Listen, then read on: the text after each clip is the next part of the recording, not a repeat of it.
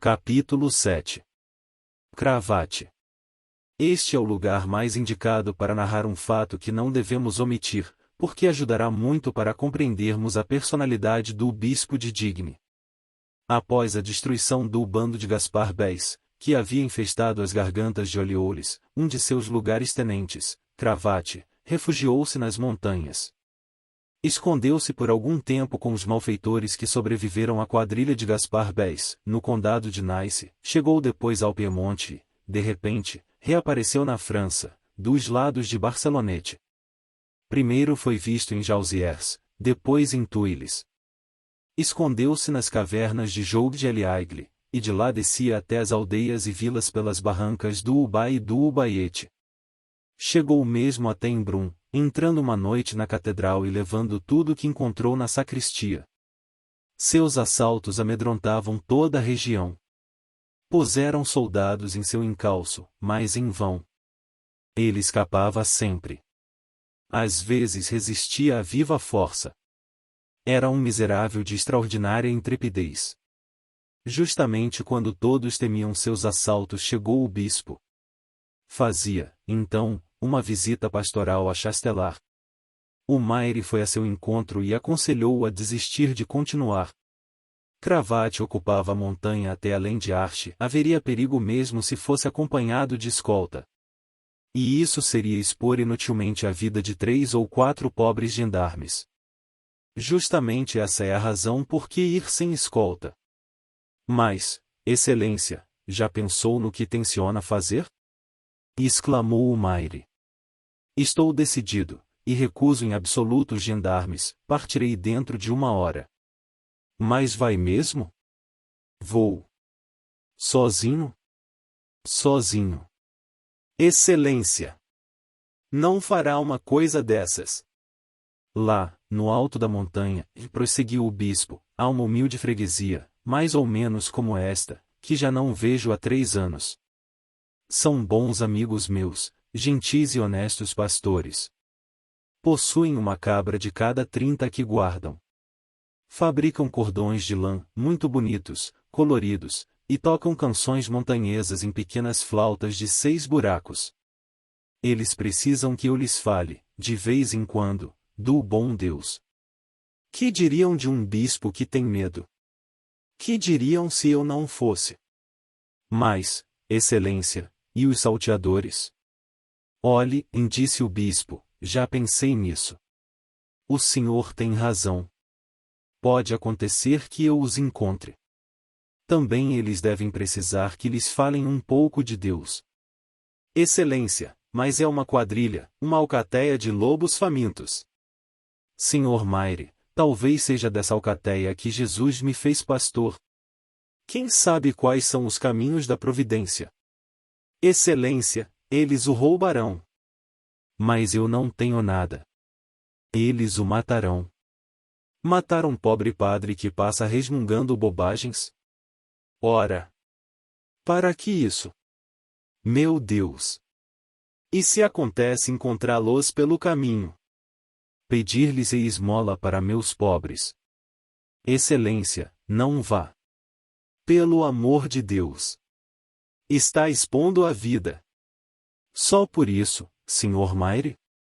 Não estou no mundo para conservar a minha vida, mas para guardar almas. Não houve outro jeito senão deixá-lo partir. Acompanhava-o somente um menino que se ofereceu para a guia. Sua obstinação foi muito comentada em toda a região, pondo todos amedrontados. Não quis que o acompanhassem nem sua irmã, nem me. Magloire. Atravessou em sua mula a montanha, não encontrou ninguém, chegando são e salvo entre seus amigos pastores. Permaneceu ali 15 dias pregando, ensinando, administrando, moralizando. Quando estava para partir, resolveu cantar pontificalmente um Te Deum.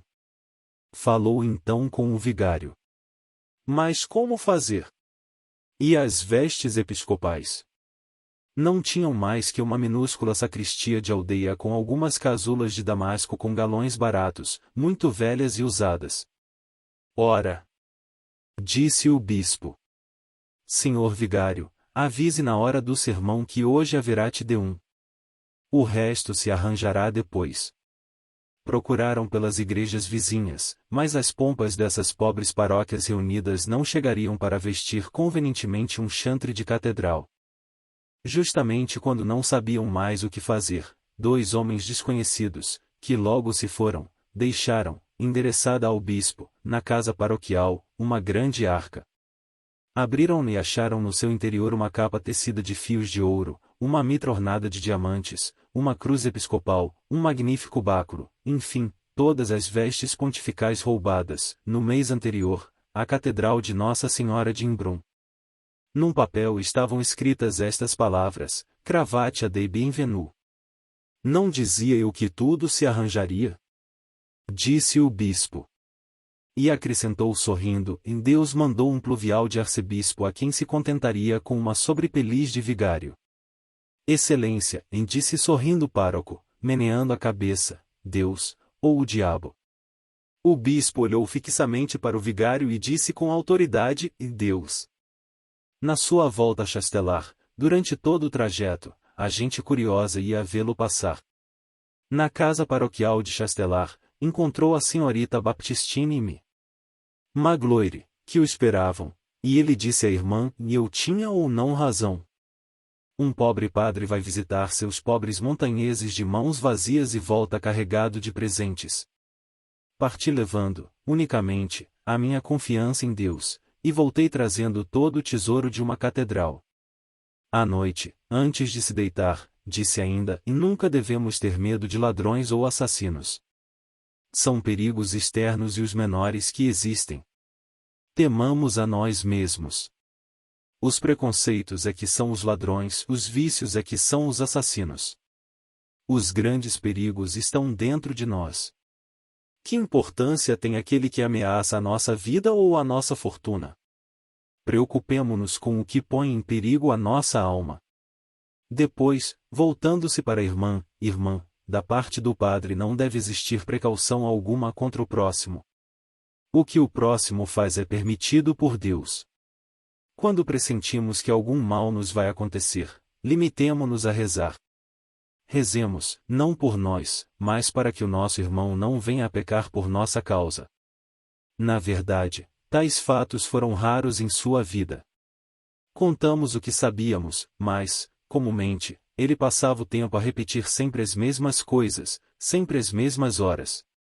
Em sua vida, um mês e uma hora não tinham diferença alguma. Quanto ao que aconteceu ao tesouro da Catedral de Embrun, ver-nos-íamos embaraçados se nos perguntassem sobre isso. Havia lá coisas belíssimas, tentadoras, ótimas para serem roubadas em benefício dos pobres. Aliás, já tinham sido roubadas uma vez. Metade da aventura já estava feita, era só desviá-la um pouquinho em direção aos pobres. Nada afirmamos a esse respeito. Diremos somente que encontraram entre os papéis do bispo uma nota de difícil explicação que, talvez, se refira a esse caso. O difícil é saber se isto deve voltar à catedral ou ao hospital. Capítulo 8. Filosofia de sobremesa. Certo senador conhecido, homem muito hábil, fizera carreira com um rigor desatento a tudo o que lhe pudesse servir de obstáculo, o que se costuma chamar de consciência, fé jurada, justiça, dever. Foi sempre em direção ao seu fim, sem hesitar uma única vez no caminho do seu progresso e interesse. Antigo procurador, de grande experiência, não era de todo mau, fazendo a seus filhos, genros, parentes ou simples amigos todos os favores que podia, aproveitando-se sabiamente do lado bom da vida, das boas oportunidades, das gordas recompensas. O resto parecia-lhe bobagem. Era espirituoso e suficientemente instruído para se considerar discípulo de Epicuro, não sendo, talvez, mais que um produto de Pigault Lebrun. Ria-se com gosto e prazer das verdades infinitas e eternas, e dos contos da carochinha do pobre bispo. Às vezes ria, com a mais amável autoridade, na própria presença do Sr. Myriel. Não sei mais em que cerimônia semioficial, o conde de do senador de que falamos e o Sr. Myriel tiveram que jantar na casa do prefeito. À sobremesa, o senador, um tanto alegre, embora sem perder a dignidade, exclamou: Ora, Excelência, vamos conversar um pouco. Dificilmente um senador e um bispo se encaram sem piscar os olhos. Somos dois álgures. Vou fazer-lhe uma confissão e eu tenho uma filosofia particular. Tem razão, respondeu o bispo. Cada um dorme de acordo com a própria filosofia. O senhor, por exemplo, deita-se em um leito forrado de púrpura. O senador, animado pela resposta, retrucou: Sejamos bons rapazes. Ou bons diabos, disse o bispo. Eu lhe declaro, continuou o senador, que o Marquês de Argens, Pirro, Hobbes e Naigion não são tratantes. Na minha biblioteca tenho todos os meus filósofos em livros ricamente encadernados. Exatamente como o senhor conde, interrompeu o bispo. O senador prosseguiu: tenho Diderot, idealista, declamador, revolucionário, mas, no fundo, um crente, mais beato ainda que Voltaire. Voltaire riu-se de Néedon, e nisso errou, porque as enguias de Néedon provam que Deus é inútil. Uma gota de vinagre numa colherada de massa de farinha substitui o Fiat Lux. Suponha uma gota maior e uma colher maior ainda, e teremos o mundo. O homem é a enguia. E agora, para que serve o Padre Eterno? Senhor Bispo, a hipótese da existência de Jeová me fatiga. Só serve mesmo para produzir subnutridos que sonham com quimeras. Abaixo esse todo que me atormenta. Viva o zero que me deixe em paz. Aqui entre nós, para esvaziar minha alma e me confessar ao meu pastor, como é meu dever, eu lhe asseguro que tenho muito bom senso. Não sou nada louco por esse Jesus que, a cada passo, vive pregando renúncia e sacrifício. Isso é conselho de avarento a mendigos. Por que renúncia? Por que sacrifício? Não posso crer que um lobo possa imolar-se por outro lobo. Fiquemos com a natureza. Nós estamos no ápice, temos a maior de todas as filosofias. Para que serve estar tão alto se não vemos nada além da ponta do nariz do nosso próximo? Vivamos alegremente. A vida é tudo. Que o homem tenha outra vida em outro lugar, no alto, embaixo, em qualquer parte, não creio que seja má doutrina. Ah! Recomendam-me sacrifício e renúncia, dizem que devo cuidar de tudo o que faço, quebrar a cabeça, considerando o que é bom, o que é mal, o que é justo, o que é injusto, pensando em faz e nefas. Por quê? Porque devo dar contas de minhas ações. Quando? Depois de minha morte. Que sonho formidável!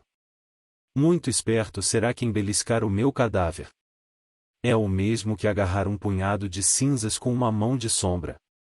Vamos dizer a verdade, nós que já somos iniciados e já levantamos a túnica de Ísis, não existe nem bem nem mal, o que existe é vegetação. Vamos procurar o que é real, penetremos no fundo da questão. Que diabo! É preciso farejar a verdade, esgaravatar a terra e encontrá-la. Então ela lhe dá preciosas alegrias. Torna-o forte e superior. Eu tenho bases sólidas. Senhor Bispo, a imortalidade do homem é promessa ilusória. E que linda promessa! Fie-se nela. Belo destino tem Adão. Somos almas, seremos anjos, teremos asas azuis nas omoplatas. Ajude-me então, não foi Tertuliano XVIII quem disse que os bem-aventurados voarão de um astro a outro? Seja. Seremos os gafanhotos das estrelas. Além disso, veremos a Deus. Ora bolas! Esses paraísos não passam de invenções. Deus é uma asneira monstruosa. É claro que não vou escrever isso no Moniteur, 19 digo aqui, entre amigos, interpocula.20 sacrificar a terra ao paraíso é deixar a presa por uma sombra. Ser logrado pelo infinito. Nunca eu seria tão burro. Eu sou o nada. Meu nome é Sua Alteza, o Conde de Nada, senador. Por acaso eu já existia antes de nascer? Não. Continuarei a existir depois da morte? Não. Que coisa sou então? Um pouco de pó incorporado num organismo qualquer. Qual a minha missão nesta terra? É minha escolha, ou sofrer ou gozar. Para onde me conduzirá o sofrimento? Ao nada, e, no entanto, sofri. Aonde me levará o prazer? Ao nada, e, no entanto, gozei. Minha escolha está feita. É preciso ou comer ou ser comido. Prefiro comer. É melhor ser dente que erva. Essa é a minha sabedoria. Depois é como eu digo, lá está o coveiro, o nosso panteão, e tudo some numa cova enorme. Fim. Finis. Liquidação total. Esse caminho leva ao mais completo desaparecimento. Creia-me, a morte morreu. Que haja por lá alguém que tenha algo para me comunicar é coisa que não admito. Isso é coisa inventada pelas amas de leite. Bicho-papão para as crianças e Jeová para os adultos. Absolutamente, e nosso futuro é a noite. Depois da sepultura só existe a igualdade do nada. Tenha sido eu Sardanápalo ou Vicente de Paulo, não importa, tudo se reduz ao mesmo nada. Essa é a verdade. Por isso, viva o superior a tudo. Use o seu ego enquanto o tem. Na verdade, senhor bispo, eu tenho a minha filosofia, os meus filósofos. Não me deixo enganar por bobagens. Mas, afinal, sempre é preciso alguma coisa para iludir os ignorantes, os descalços, os mal pagos, os miseráveis. Fazem-nos, então, engolir essas lendas, essas quimeras, a alma, a imortalidade, o paraíso, as estrelas. E eles mastigam isso, besuntam com essa manteiga seu pão seco. Quem nada tem, tem o bom Deus. É o mínimo. Eu não vou impedir uma coisa dessas, mas continuo com o meu Naigion. Essa história de Deus é boa para o povinho. O bispo bateu palmas. Eis o que é falar! Exclamou. Que coisa excelente e maravilhosa esse materialismo! Não há quem não veja. Quando se é materialista, não se pode ser logrado. Um materialista não se deixaria bestamente zelar como Catão, nem se deixaria queimar como Joana d'Arc. Quem conseguiu encontrar tão admirável doutrina tem a alegria de se sentir irresponsável, de pensar que pode devorar tudo sem se preocupar, cargos, sinecuras, dignidades, o poder bem ou mal adquirido, as palinódias proveitosas, as traições úteis, as gostosas capitulações da consciência e, por fim, entrar no sepulcro com a digestão feita. Como é bom! Não digo isso por Sua Excelência, senhor senador. Mas não posso deixar de felicitá-lo. Gente como o senhor, ouviu de sua própria boca, tem filosofia própria, pessoal, rara, refinada, só acessível aos ricos, boa para todos os gostos, admirável condimento para todos os prazeres da vida. Essa filosofia é encontrada no mais profundo da terra e posta à luz por pesquisadores especializados. Mas os senhores são soberanos magnânimos, e não acham nada mal que a crença no bom Deus seja a filosofia do povo, mais ou menos como o pato com castanhas é o peru com trufas do pobre. Capítulo 9. Como era visto pela irmã. Para dar ideia da vida do senhor bispo de Digne e de como essas duas senhoras subordinavam suas ações, seus pensamentos, e até mesmo, seus instintos femininos, inclinados ao medo, aos hábitos e intenções do bispo, sem que ele tivesse o trabalho de falar para torná-los conhecidos, não o poderemos fazer melhor que transcrevendo aqui uma carta da senhorita Baptistine à senhora Viscondessa de Boischevron, sua amiga de infância. Temo-la em nossas mãos. Digne, 16 de dezembro de 18. Boa senhora, não passa um dia sem que falemos a seu respeito. Já é hábito nosso, mas há ainda outra razão. Imagine que Magloire, lavando e espanando as paredes e o teto, descobriu muitas coisas interessantes. Atualmente, nossos 2 quartos, que estavam revestidos de velho papel caiado, não fariam má figura num castelo como o seu. Magloire arrancou todo o papel e encontramos um mundo de coisas. Minha sala de estar não tem mobília e aproveitamos para estender aí a roupa lavada. É quadrada, tem 15 pés de altura e 18 de largura. O teto é guarnecido de vigas com enfeites dourados como no seu palácio. No tempo do hospital, tudo estava recoberto por uma lona. Enfim, há até obras de talha do tempo de nossas avós. O mais interessante, porém, é o meu quarto. Magloire descobriu debaixo de, ao menos, 10 papéis superpostos, pinturas que, se não são boas, são ao menos suportáveis. Representam Telêmaco armado cavaleiro por Minerva, e ele ainda nos jardins, não sei mais como se chamam. Afinal, um jardim aonde as damas romanas iam uma única noite. Que direi mais? Tenho aqui romanas, romanos, tá uma palavra elegível e toda a sua comitiva. Magloire limpou tudo isso e, no verão, vai reparar algumas pequenas avarias, invernizar tudo de novo e o meu quarto se transformará num verdadeiro museu. Encontrou também no sótão 2 consolos em estilo antigo. Pediram 2 escudos de 6 francos para dourá-los novamente, mas é melhor dar esse dinheiro aos pobres. Além disso, já estão muito feios e eu preferiria uma mesa redonda de acaju. Estou sempre feliz. Meu irmão é tão bom que dá tudo o que possui aos pobres e doentes. Estamos muito preocupados. Nesta região, o inverno é rigoroso, e é preciso fazer alguma coisa em favor dos que necessitam. Já estamos mais ou menos com agasalho e lenha suficientes. Como a senhora pode ver, temos grandes alegrias. Meu irmão tem certos hábitos próprios. Em suas conversas, diz sempre que um bispo deve ser assim. Imagine que a porta da casa está sempre aberta. Quem quiser pode entrar e dar logo nos aposentos do meu irmão. Ele nunca reclama, mesmo à noite. Essa é a sua bravura, como costuma dizer. Não quer absolutamente que eu ou Magloire nos preocupemos com ele. Expõe-se a todos os perigos sem que possamos, ao menos, dar mostra de percebê-los. É preciso saber compreendê-lo. Sai mesmo com chuva, anda com os sapatos encharcados e viaja até durante o inverno. Não tem medo da noite, nem de estradas perigosas, nem de encontrar-se com malfeitores.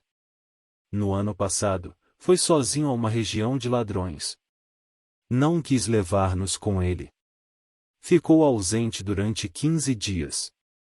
À sua volta, pensávamos que tivesse morrido, mas ele estava perfeitamente bem, e disse ainda: "Vejam como fui roubado." E abriu uma arca contendo todas as joias da Catedral de Embrun, presente dos ladrões. Dessa vez, quando fui recebê-lo a alguma distância da cidade junto com outros amigos, não pude deixar de repreendê-lo um pouco, tendo cuidado, porém, de falar só quando a carruagem fazia barulho, para que ninguém mais escutasse. Nos primeiros tempos, dizia para mim mesma, e não há perigo que o amedronte, ele é terrível. Agora já estou acostumada. Recomendei a Magloire que não o contrariasse mais. Que se arrisque quanto quiser. Eu acompanho-me. Magloire, fecho-me no meu quarto, rezo por ele e durmo. Sinto-me tranquila, porque, se lhe acontecesse alguma desgraça, seria o meu fim, e eu iria para Deus com meu irmão e meu bispo. Magloire teve mais dificuldade do que eu para se acostumar ao que ela chamava de suas imprudências. Mas já nos habituamos. Nós duas rezamos juntas, temos medo juntas e nos deitamos. O diabo pode entrar pela casa que ninguém o incomodará. Afinal, por que ter medo, se conosco há sempre alguém mais forte? Que importa que o diabo nos visite, se esta é a casa de Deus? Isso me basta. Agora não é necessário que meu irmão me diga uma única palavra. Eu o compreendo sem que ele fale, e ambos nos abandonamos à providência. Assim é que é preciso agir com um homem que tem grandes coisas em mente.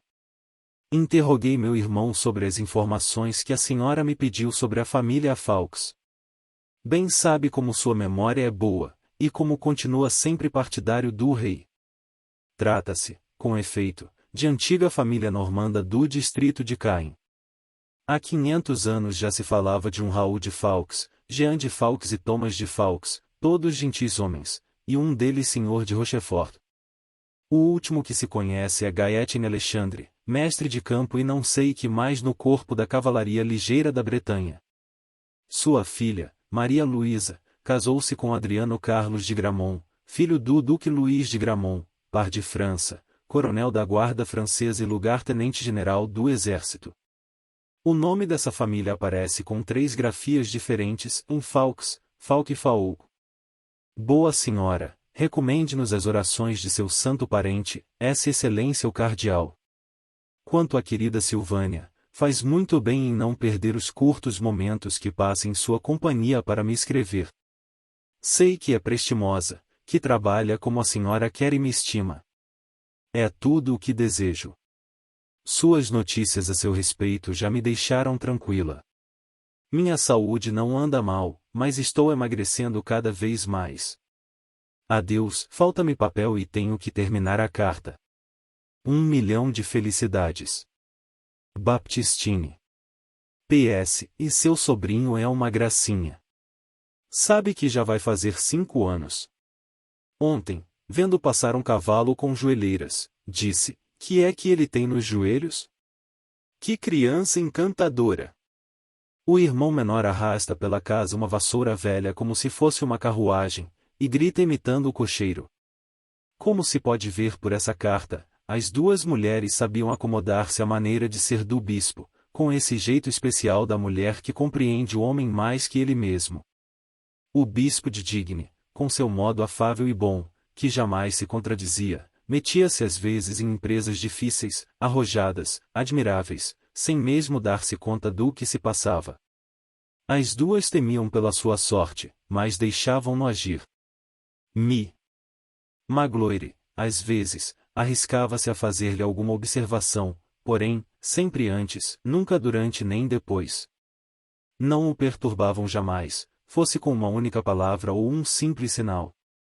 Em certos momentos, sem que fosse necessário que ele o dissesse, sem que, talvez, ele mesmo soubesse, tanta era a sua simplicidade, elas percebiam vagamente que ele agia como bispo, então não passavam de 2 sombras vagando pela casa. Serviam-no obedientes, quase sem se deixarem perceber e, se fosse preciso, desapareceriam. Sabiam, por admirável delicadeza de instinto, que certos cuidados, em vez de ajudar, atrapalham. Por isso, mesmo pensando que ele estava em perigo, as 2 compreendiam, não digo seu pensamento, mas sua natureza, a ponto de não se afligirem mais pela sua sorte. Confiavam-no a Deus. Essa era a razão pela qual a senhorita Baptistine dizia, como acabamos de ler mais acima, que a morte de seu irmão seria a sua morte. Magloire não o dizia, mas sabia disso perfeitamente.